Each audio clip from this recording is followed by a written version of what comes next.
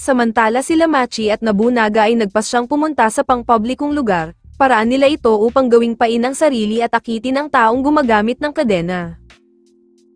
Gumamit sila Leoryo ng 2 sibilyan upang kumpirmahin na ito nga ay miyembro ng mga Phantom Troop, gayunpaman sila Machi at Nobunaga ay nagtatalo kung makakabalik pa ba ng buhay si Avogan. Ngayon lamang napagtanto ni Killua na kahit magtulong silang tatlo ay hindi nila kakayanin na hulihin sila Machi, dahil naalala niya noon ang pabala ng kanyang ama na huwag nilang gagalawin ang mga Phantom Troop, dahil base sa nararamdaman niya ngayon ang sukat ng lakas ng dalawang ito ay parang kay Hisoka. Dagdag pa niya, ang 2 miyembrong ito ay hindi alintana ang bounty ng mafia sa kanila, sa palagay niya umaarte ang mga ito bilang pain para mahuli ang kanilang target. Napansin nila Nobunaga at Machi na may nagmamasid sa kanila, iniisip nila na baka iyon na ang taong gumagamit ng kadena. Ayon sa utos ng kanilang pinuno huhulihin nila ang gumagamit ng kadena at iuuwi, ngunit nagsimula silang magtalo kung iuuwi ba ito ng buhay o patay. Ramdam nila Gon ang biglaang pagbigat ng tensyon sa paligid, iniisip nila Gon at Leoryo na baka ay napansin na ng dalawa kung nasaan sila, subalit sinabi ni Killua na huwag silang mabahala dahil nakaabang lamang ang mga spider na ito sa mga taong kahina-hinala. Samantala napag-alaman nila Shalnark at Crollo na ang gumagamit ng kadena ay nagtatrabaho sa pamilya Nostrad, at nagkaroon naman ng interes si Crollo kay Lady Nien. Sa kabilang pangyayari, dumating na si Ginoong Nostrad upang sunduin ang kanyang anak na si Nien, subalit bago iyon, ipinaalam niya na itutuloy pa din ng mafia community ang auction sa mga susunod na araw. Sinabi ni Kurapika na wala na ang mga kayamanan at itinago na ito ng mga Shadow Beast, ibinunyag ni Ginoong Nostrad na patay na ang lahat ng Shadow Beast, at naniniwala silang nakuha na ng mga Phantom Troop ang mga kayamanan kay Owl. Dagdag pa niya, batid ng 10 Don na talagang nakapangingilabot ang kapangyarihan ng mga Phantom Troop, kaya't umupa ang mga ito ng mga professional assassin, at kabilang na doon ang mag-amang Zoldyck at nais ni Ginoong Nostrad na sumali si Kurapika sa kanila. Samantala nagsimula nang umalis sila Machi at Nobunaga, nagdesisyon ang tatlo na susundan nila Killua at Gon ang mga spider, habang si Leoryo naman ay makikipagkita kay Sapphire upang tulungan ito sa auction. Maingat na sinundan nila Gon at Killua sila Machi at Nobunaga, gumamit sila ng Zetsu upang maitago ang kanilang aura, ngunit napapansin pa din sila nila Machi at Nobunaga na may sumusunod sa kanila pero hindi alam ng mga ito kung saan. Dahil papunta ang dalawa sa liblib na lugar, kinutuban si Killua na baka ay natunugan na sila ng mga ito at dinadala na pala sila sa bitag, subalit dahil walang pagbabago sa kilos ng mga spider ipinagpatuloy lamang nila ang misyon.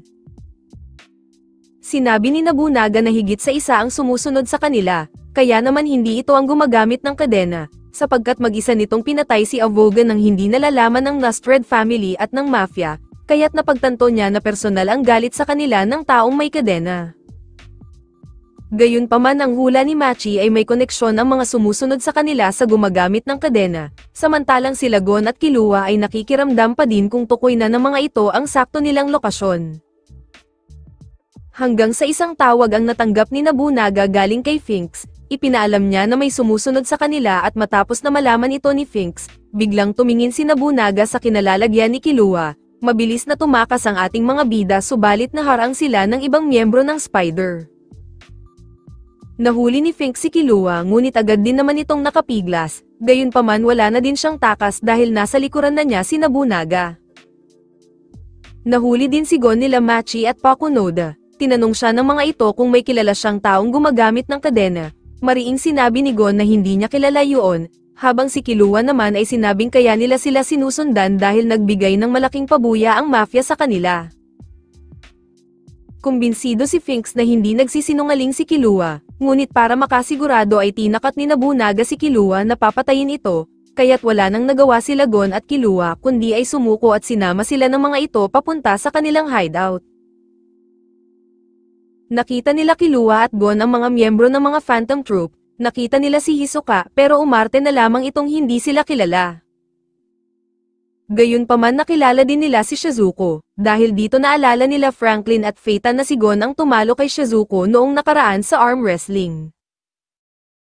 Tumanggi si Shizuko na aminin na natalo siya ni Gon, dahil dito hinamon ni Nobunaga si Gon sa arm wrestling, Ilang beses nang natatalo si Gon subalit tuloy pa din si Nobunaga at kita na ang pamamaga sa kamay ni Gon. Sinabi ni Nobunaga na si Avogan ang pinakamalakas sa kanila pagdating sa banong braso, subalit wala na ito dahil pinatay ito ng chain user. Sumigaw si Killua na hindi nila kilala ang pumatay sa kasama nila, biglang nagbanta si Nobunaga na papatayin niya si Killua kapag muli pa itong sumabat. Ikinwento ni Nobunaga ang pagkakaibigan nila ni Avogan, mas kilala niya ito kaysa sa mga ibang miyembro ng kanilang grupo, kaya hindi siya makapaniwala na matatalo siya ng taong gumagamit ng kadena. Sa tingin niya ay dinaya ng chain user si Avogan, at kahit pa inupahan ito ng pamilya Nostrad bilang bodyguard, nararamdaman niya na personal ang galit nito sa Phantom Troop. Napagtanto ni Gon na kung para sa kaibigan ay marunong din palang magluksa ang kagaya nilang mga spider, pero ang hindi niya maintindihan ay nagagawa ng mga itong pumatay ng napakarami ng hindi nakukonsensya. Sa inasal ni Gon dinakma ang kanyang kamay ni Phaeton at balak pahirapan ito, subalit tumutol si Nobunaga na itigil ni Phaeton ang binabalak nito. Hindi din gusto ni Phaeton ang pananalita ni Nobunaga kaya't umawat ang kanilang mga kasamahan, at ipinaalala na bawal ang seryosong away sa grupo. Dinaan nila sa Toskoy ng alitan, nanalo si Nobunaga kaya pinakawalan na ni Phaeton si Gon, gayunpaman sinabi ni Franklin na pakawalan na ang dalawang bata, total sinabi ni Pakunoda na wala talagang alam sila Gon sa gumagamit ng kadena. Ilan sa mga miyembro ay naniwala agad sa sinabi ni Pakunoda, kaya naman napagtanto ni Killua na may kakayahan si Pakunoda na makita ang alaala nila sa pamamagitan ng paghawak, pero ngayon nangangamba siya dahil nagkakaroon na siya ng kutob na si Kurapika ang hinahanap ng mga ito. Bagamat may kutob si Finks na kilala talaga ng mga bata ang chain user, iminungkahi ni Shalnark na pakawalan na ang mga bata dahil may makukuha silang konkretong impormasyon kung dadaan sila sa pamilya Nostrad. Ngunit tumutol si Nobunaga na pauwiin sila Gon at Killua, dahil nais niyang isali ang dalawa sa kanilang grupo at gawing partner si Gon. Natural na tumanggi si Gon sa alok, pero desidhido si Nobunaga sa kanyang mga sinabi, kaya naman inatasan siyang bantayan ang dalawa hanggang makabalik ang kanilang pinuno. Maya-maya, sinabi ni Franklin na parehong enhancer si Avogan at si Gon, kaya naman ganun na lamang kainteresado si Nobunaga na ma-recruit ito. Gayunpaman nagbigay si Shalnark ng listahan ng mga bodyguard ng pamilya Nostrad, base sa sinabi ni Avogan sa kanya wala pa dito ang gumagamit ng kadena, kaya tinatasan niya ang mga miyembro na humanap ng nakakaalam sa itsura ng chain user. Samantala hindi pa din maalis sa isipan ni Killua kung gaano katindi ang aura ni Hisoka kanina, kaya naman naalala niya ang sinabi ni Illumi na huwag siyang lalaban kung hindi niya makakaya. Biglang nadala si Killua ng emosyon kaya akala ni Nobunaga ay hinahamon siya ni Killua. Sinubukan ni Killua na lumapit kay Nobunaga, pero dahil sa tindi ng killing intent nito ay hindi din niya itinuloy at umatras na lamang, dahil alam niya sa sarili niya na hindi niya ito makakaya. Habang inaalala ni Gon ang mga turo sa kanila ni Sephiroth, sinabi ni Killua kay Gon na kukunin niya ang atensyon ni Nobunaga upang makatakas si Gon. Sinabi ni Nobunaga na kalimutan na ang binabalak ng mga ito, nauunawaan ni Killua ang saklaw ng espada ni Nobunaga ay doble, pero dahil sa pagsulyap ng mga sinabi sa kanya ni Illumi, muli siyang tumayo at nais muling subukan. Bigla siyang binatukan ni Gon dahil sa katwiran niyang isasakripisyo ang sariling buhay, naaaliw sa kanila si Nobunaga, sinabi nito na hihintayin lamang nila ang pinuno at kung hindi sila tatanggapin nito ay maaari na silang umuwi. Gayunpaman naalala na ni Gon ang turo sa kanila ni Sephiroth na sidestepping, nagets na ni Killua ang ibig sabihin ni Gon kaya naman naghanda na ang dalawa na susugod, subalit tinutakan nila si Nobunaga at sabay na binutes ang magkabilang gilid ng mga pader upang tumakas. Sinundan ni Nobunaga si Gon, subalit napeke siya nito dahil gumawa si Gon ng isang butas sa pader na panlinlang at walang patutunguhan, saka ito tumakas patungo sa pasilyo.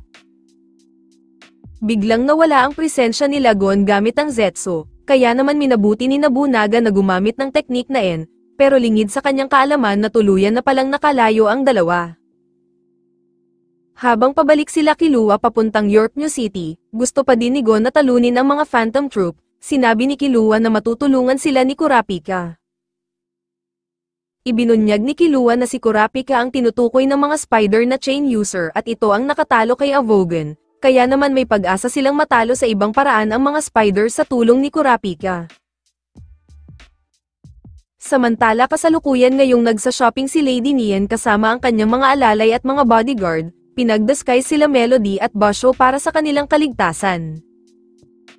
Nagpaalam si Lady Nian na siya ay gagamit ng banyo, subalit habang nag-uusap sila Melody at Basho tungkol kay Kurapika, nag-disguise si Lady Nian upang tagumpay na makatakas, at habang palabas ito ng mall may isang misteryosong tao ang nagmamasid sa kanya. Sa kabilang dako, nakarating na din ang mga assassin na inupahan ng mafia community, kabilang na din ang mag-amang Zoldyck at si Zenji na isa ding mafia boss ang nang-alap sa kanila. Kilala ito bilang kakumpetensya ni Ginoong Nastrad. Ipinag-utos ni Zenji sa mga assassin kabilang si Kurapika, na ang trabaho nila ay lipulin ang lahat ng miyembro ng Phantom Troop na maaaring magpakita ngayong gabi sa auction.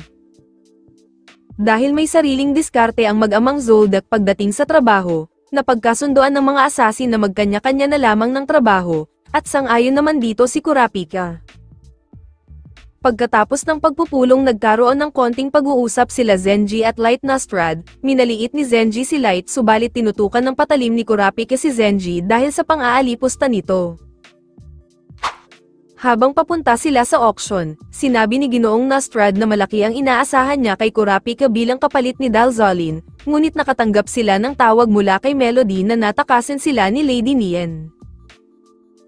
Alam nilang sa auction ng punta ni Lady Nian, kaya't ipinag-utos ni Ginoong Nastrad sa mga security at mga pulis na huwag nilang papasukin ang kanyang anak. Ngunit makikita si Lady Nian ay kasama ngayon ni Crollo papuntang auction, hanggang may kumausap na pulis kay Ginoong Nastrad na nasa kontrol ni Shalnark, at pinaalam na nalusutan sila ni Lady Nian. Kinalaunan ay dinala na ni Crollo si Lady Nian sa auction building. Sinabi ni Crollo na nabalitaan niya na magaling na manghuhula daw si Lady Nian, kaya naman pumayag si Lady Nian na hulaan ang kapalaran ni Crollo at hiningi ang mga basic information nito. Ginamit ni Nian ang kanyang kapangyarihan upang itala ang kapalaran ni Crollo. Sinabi ni Nian na kadalasang 5 berso ang nilalaman ng kanyang hula, at nangyayari ang hula sa magkakaibang oras kaya't pwedeng natupad na ang iba niyang naisulat. Malalim at matalinghaga man ang nilalaman ng hula, napaluha si Crollo dahil alam niyang ang pagkamatay ni Avogan ang tinutukoy nito. Sinabi ni Lady Nian na hindi niya inaalam ang kanyang mga hula, dahil pakiramdam niya ay mas magkakatotoo ito kung mananatili itong hindi niya alam. Gayunpaman na itanong ni Crollo kay Lady Nian ang tungkol sa nakasulat na tumutukoy sa awitin para sa patay, sinabi ni Lady Nian na ang mga hula niya ay hindi para sa patay kundi para lamang sa mga buhay kagaya ni Crollo. Ipinaliwanag ni Lady Nian na ang mga hula niya ay para tulungan ang mga buhay at bigyan ito ng mga gabay, kaya't hindi siya naniniwala sa konsepto ng kabilang buhay, subalit si Crollo ay naniniwala lalo na sa multo na tumutukoy kay Avogan. Habang sila ay naglalakad ay pasikreto niyang pinatulog si Lady Nian, at umarteng humihingi ng tulong sa mga security. Habang nangyayari iyon ay makikita naman sa operating room ang isang assassin at nakita niya ang eksena nila Crollo at Lady Nian, kaya't ngayon pa lang ay alam na niya kung sino ang kanyang target. Maya-maya, natagpuan na din nila Kurapika si Lady Nian. Ayon kay Kurapika nakilala si Nian dahil sa litrato niya sa Hunter website, subalit dahil sa mga nangyari, masasabi niya na hindi si Nian ang target ng salarin at ipinaalam niya kay Ginoong Nastrad na darating na ang mga Phantom Troop. Samantala nagtagumpay si Crollo na akitin palapit sa kanya ang ibang mga pipetsuging mga assassin, habang sila Phaeton at Finks naman ay ginagampanan ng utos ni Crollo sa kanila na sila ay magwala, at ang ibang miyembro ng mga spider ay nagsimula na ding maghasik ng lagim sa paligid ng auction building. Ginamit ni Crollo ang isa sa kanyang mga Nen ability na indoor fish, ang mga ito ay kinakain ng katawan ng mga biktima nito nang hindi namamatay, subalit nang buksan ni Crollo ang bintana naglaho ang mga indoor fish at namatay na din ang assassin.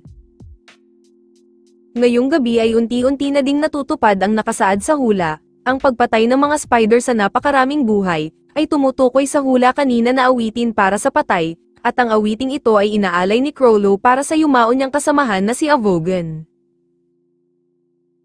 Samantala labis na nag-aalala si Ginoong Nastrad sa kaligtasan ng kanyang anak dahil sa nangyayari ngayon sa labas, inutos niya kay Kurapika na huwag munang umalis at manatili sa tabi ni Nian hanggang makarating ang doktor. Maya-maya dumating na din ang ambulansya sakay ang doktor, habang sinusuri si Lady Nian, nasita si Kurapika ng head ng security kung bakit hindi nito ginagampanan ang kanyang tungkulin bilang assassin. Sinabi ni Ginoong Nastrad na siya ang nag-utos kay Kurapika na manatili muna dito, subalit kinalaunan ay pinayagan din niya si Kurapika na gampanan ang tungkulin nito. Habang si Kurapika ay nag-iikot sa gusali, napansin niya na hindi pinapaalam sa mga dumalo ang totoong nangyayari sa labas, at nagdudulot na ito ng pagpapanik. Gayunpaman napatawag si Gon kay Kurapika, at ikinwento nila na nahuli sila ng mga Phantom Gang, nagalit si Kurapika sa dalawa nang marinig ito. Iminungkahi ni Killua na gusto nilang tulungan si Kurapika dahil may alam silang impormasyon na makakatulong dito, sapagkat alam nilang si Kurapika ang chain user na hinahunting ng mga spider, pero tumanggi si Kurapika dahil meron na siyang source ng impormasyon, at sinabihan ang dalawa na lumayo sapagkat ayaw niyang madamay ang mga ito. Nagmistulang battlefield ng gera ang labas ng auction building, at wala pa ding makapigil sa bawat isang miyembro ng Phantom Troop, at aabot na sa 2,000 mafia ang hinihinalang namamatay sa pagsalakay. Dahil sa nangyayari, hindi na makontrol ang mga panauhin sa loob ng auction building, at nais labagin ang patakaran ng auction upang mailigtas lamang ang kanilang sarili. Gayunpaman dumating ang mag-amang Zoldyck, binalaan ni Zeno ang mga mafia na ang isang miyembro ng Phantom Troop ay tuluyan ng nakapasok sa gusaling ito, at mag-isa nitong pinatay ang mga asasing inupahan ng community. Dagdag pa ni Zeno na 7 segundo lamang ang kailangan ng taong iyon upang tapusin ang lahat ng nandito, bagay na ikinatakot ng mga mafia, kaya naman sinabihan ni Zeno na magpakabait ang mga ito kung ayaw pa nilang sumakabilang buhay. Habang sinusuyod ng mag-amang Zoldyck ang buong gusali, natunton naman ni Kurapika ang isang pinto at pakiramdam niya na nasa loob ng silid na ito ang hinahanap niya, subalit tumawag si Ginoong Nastrad at pinapabalik na siya sa silid ni Lady Nian. Samantala natunton na ng mag-amang Zoldyck si Chrollo, naalala ni Chrollo na si Silva ang tumapos sa dati niyang kasamahan, sinabi naman ni Silva kay Zeno na kailangan nilang mag-ingat dahil may kakayahan si Chrollo na manako ang Nen ability ng kalaban nito. Nang magsimula ang laban, sabay na umatake sila Zeno at Silva dahilan para mahirapan si Chrollo, gayunpaman nagawa nitong masugatan si Silva ng kutsilyong may lason, subalit nagawang maagapan din naman ito ni Silva. Gayunpaman napagtanto ni Zeno na isang specialist din si Chrollo, subalit sa tansya ni Zeno ay kinakailangan ni Chrollo ng 4 o 5 kondisyon upang tuluyang manakaw ang abilidad ng iba. Kaya naman napagtanto ni Chrollo na mahihirapan talaga siya sa dalawang ito, kaya't tuluyan niyang pinabugso ang napakalakas na aura, habang si Zeno ay nag-iipon naman ng aura sa kanyang kamay kaya't napakalakas na pinsala nito kung tatamaan si Chrollo. Naglabas ng libro si Chrollo at gamit ito ay kinopya niya ang abilidad ni Owl, dahil sa telang nakikita ni Zeno, hindi niya alam kung ano ang epekto nito kaya't minabuti niyang gamitin ang teknik na Dragon Head. Naging epektibo ang teknik na ito upang mapanatili ang distansya ni Chrollo sa pagitan nilang dalawa, dahil dito magiging abala si Chrollo sa pag-iwas, kaya tuluyan na lamang niyang isinara ang libro. Gayunpaman patuloy siyang sinusundan ni Silva. Kaliwat kanan ang kailangang bantayan ni Chrollo sa pagkakataong ito, at nang mabaling na ang atensyon ni Chrollo kay Silva, nagawa siyang mahuli ng Dragon Head ni Zeno. Habang walang kawala si Chrollo, nagpakawala naman si Silva ng Explosive Orb, at ang buong gusali ay niyanig ng malakas na pagsabog. Gayunpaman kahit na lumikha ito ng matinding tensyon sa mga panauhin, pinaalam pa din ng head ng security sa mga panauhin na alam ng 10 don ang sitwasyon nila sa loob, kaya't inaanyayahan na ang lahat na pumunta na sa underground venue dahil tuloy pa din ang auction. Nagsalita ang isa sa mga 10 don, at ipinaalam sa lahat na patay na daw ang leader ng Phantom Troop, at konti na lamang ay isusunod na nila ang mga kasamahan nito. Subalit lingid sa kaalaman ng mafia community, na ang 10 don na napapanood nila ay pinatay na ni Illumi, at ang isa sa kanila ay nasa ilalim ng kontrol nito. Tumawag si Illumi kay Silva at tinanong kung buhay pa ba ang kanyang kliyente na si Chrollo, ipinaalam nito na tapos na niyang mailigpit ang 10 don sa tulong ni Carluto. Dahil dito sinabi ni Zeno kay Chrollo na wala nang saysay na ituloy pa nila ang laban, sapagkat patay na ang mga 10 don na umupa sa kanila. Nilinaw niya na trabaho lamang nila ang pagkitil at hindi nila ito isang libangan. Bagamat nabitin si Chrollo sa laban, naiintindihan niya na trabaho lamang ito ng mag-amang Zoldyck, subalit sinabi ni Zeno na kung sila ay pare-parehong nagseryoso kanina, personal na ang motibong iyon at hindi na trabaho. Maya-maya, dumating ang mga kasamahan ni Chrollo. Sinabihan ni Chrollo si Cortopi na gumawa ng mga peking bangkay nila para sa susunod nilang plano. Inutusan din niya ang mga spider na huwag gagalawin ang ambulansyang magdadala kay Lady Nien. Sa wakas ang auction na pinakahinihintay ng mga panauhin ay tuloy na, ngunit ang auction event pala na ito ay kontrolado na ng mga Phantom Troop. Makikitang si Pakunoda ang naghahatid ng gamit sa stage, habang si Shalnark naman ang kumukontrol sa host ng event, ngunit ang lahat ng mga item na isinusubasta ngayong gabi ay pinapalitan pala ni Cortopi ng peke. Nang makaalis ang ambulansya, sinabi kay Kurapika ng mga security na nagsimula na ang auction dahil napatay na daw ang mga Phantom Troop. Habang si Kurapika ay puno ng pagdududa sa kanyang narinig, nasa harapan naman niya si Zenji at nang iinis, kaya naman sinuntok niya ito at umalis dahil nais niya makita ang mga mismong bangkay. Nakita ni Kurapika ang bangkay ni Chrollo, hindi niya maintindihan na parang hindi niya makamtan ang hustisyang hinahangad, at sa hindi kalayuan naman ay natagpuan din nila ang mga bangkay pa ng 5 miyembro ng Phantom Troop, ngunit lingid sa kaalaman nilang lahat na peke lamang ang mga ito. Gayunpaman humabol siya sa auction at naabutan niyang isinusubasta na ang mga Scarlet Eyes, pinakalma ni Kurapika ang sarili at tumawag kay Ginoong Nostrad kung sila ba ay magbibid dito. Pinahintulutan siya ni Ginoong Nostrad, at sinabing wala siyang dapat ikabahala sa presyo basta't makuha nila ang mga mata, kaya't nagbid si Kurapika ng 500 milyon ngunit umapal si Zenji at nagbid din ng 1 bilyon. Sa huli ay nakuha ni Kurapika ang Scarlet Eye sa halagang 2.9 bilyon, halos kalahati na ito ng yaman ni Ginoong Nostrad, pero hanggat napapakinabangan niya ang anak na si Nien madali lamang niyang mababawi ang perang iyon, at wala siyang takot na mawalan ng pera, basta't nasa kanya si Lady Nien makakamit niya ang tagumpay. Matapos matanggap ni Kurapika ang isa sa mga mata ng kanyang mga angkan, labis ang lungkot niya sa mga oras na ito, at habang siya ay pabalik sa ospital, hinarang siya ni Zenji at nais nitong sapilitang kunin ang mga mata.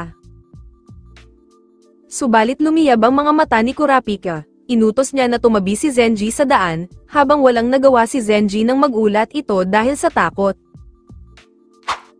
Samantala nakabalik na sila Killua at Gon Kilo Leorio, naabutan nilang nagiinuman sila ni Sapphire. Ikinwento nila na muntik-muntikan na silang mamatay kanina dahil nahuli sila ng mga Phantom Troop. Gayunpaman ibinahagi ni Gon na nakatulong ang mga aral ni Sapphire upang sila ay tuluyang makatakas sa mga spider. Sinabi din ni Gon na hindi sila makakadalo bukas agad sa subastahan, dahil nais nilang magpaturo ng Nen kay Kurapika.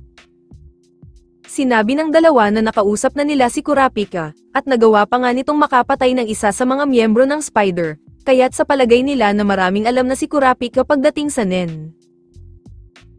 Sa kabilang banda, masaya si Lady Nien dahil natanggap na niya ang mga Scarlet Eye, subalit makikita naman ang lungkot sa mga mata ni Kurapika, kaya naman sinabi ni Melody na magpahinga muna siya at sila na ang baalang magbantay muna kay Lady Nien. Tumawag si Kurapika kay Gon, ipinaalam niya na patay na ang mga Phantom Troop, at kahit sila Gon ay Killua ay nabigla sa balitang ito, at puno ng pagdududa sapagkat alam nilang hindi basta-basta ang mga spider. At dito muna nagtatapos ang Season 3 ng anime, like and share naman dyan, maraming salamat sa palaging panonood.